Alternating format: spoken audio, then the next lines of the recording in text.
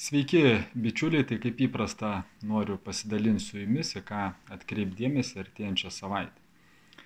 Taigi šią savaitę nebus planetų, perėjimo kažkur tai iš vieno ženklo į kitą, todėl tiesiog viskas gaunasi taip, tęsiasi iš anksčiau ir apžvelgsim bendrai, į ką kiekvieną dieną atkreipti dėmesį. Tai jeigu žiūrėt balandžio 29 dieną, pirmadienį, tai ta diena palankesnė tokiems sunkiems darbams, kai būna tokie sunkus darbai ten, ar kasti šulinį, ar kirsti medį, ar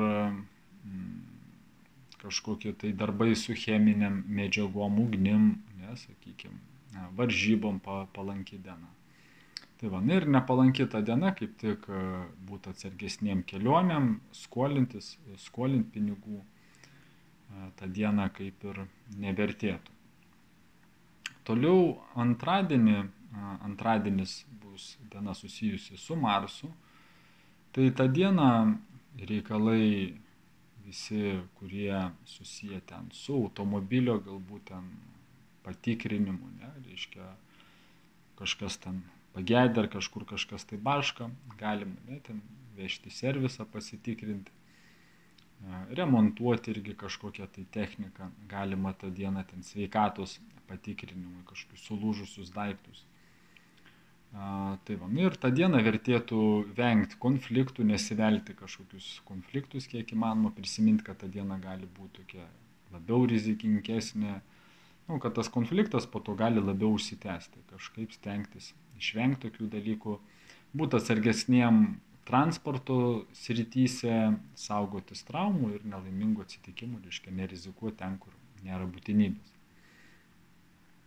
Toliau trečiadienį, gegužės 1 dieną, tai palanki diena irgi visokiem tai sodo darbam, ten, kas jau kažką tai stato, statybų darbam, tinkamas metas susitaikymui, sveikatingumo procedūrom, kažkokiu tai sportu, ten užsiimti, mankšta ar sveikatos gerinimo procedūrom.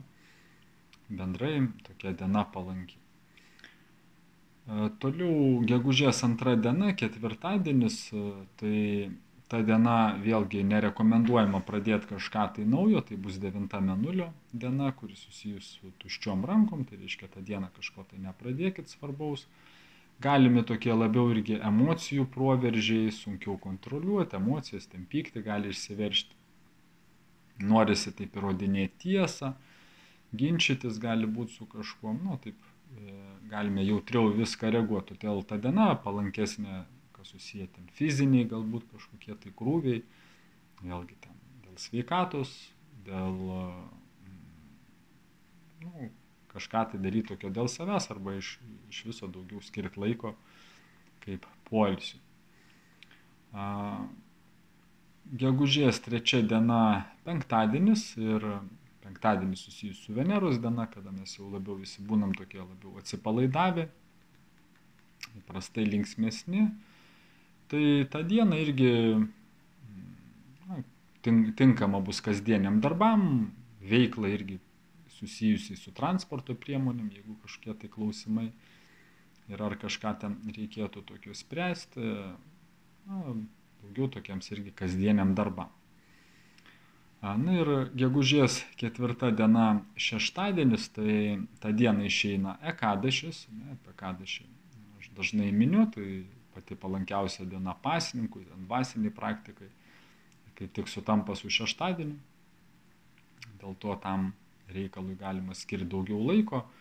Ir kas laikosi pasninko, reiškia nutraukti galima kitą dieną nuo 5:30 ryto iki be 10:11. Reiškia, tą rytą suvalgyti ten grūdų ar duonos, kažką tai ir tas pasninkas bus nutrauktas. Ir baigėsi savaitė, reiškia, gegužės 5 dieną, sekmadienis, tokia irgi diena, jeigu kas nesuspėjo ar kažkam neišėjo pasninkauti šeštadienį, tai galit padaryti būtent sekmadienį tą dieną, ir palanku tą dieną irgi ištesėti pažadus, galim irgi skirti laiko aplankyti, galbūt kažkokius tai dvasinius centrus ar užsimti kažkokią tai palankę veiklą tą dieną kažkam padėti, na ir jinai irgi tokia nerekomenduojama kažkokių tai naujų ypatingai darbų pradžiai. Tai va, bičiuliai, būtų tokia savaitė, linkiu visiems, kad jinai praeitų sklandžiai, ramiai būkit laimingi ir iki pasimatymo kituose video.